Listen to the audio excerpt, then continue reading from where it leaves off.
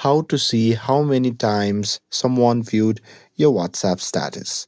Hey everyone, welcome back to the channel.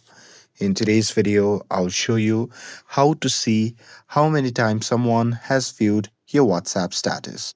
So now, without further ado, let's get started. So here, first thing first, open the WhatsApp app on your phone. And now here, make sure that you're logged in with your account. And once you're inside the app, simply tap on the Updates tab, which can be seen in the bottom of the screen.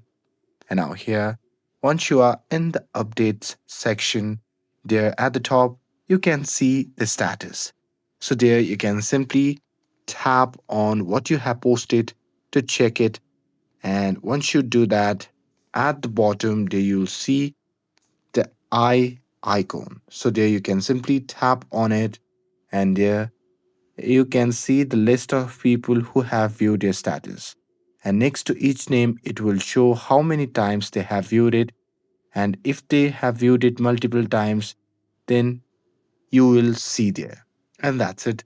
That's how you can check who and how many times someone has viewed your WhatsApp status. And with this, if you found this video helpful, then don't forget to like, share, and subscribe to get updated for more videos.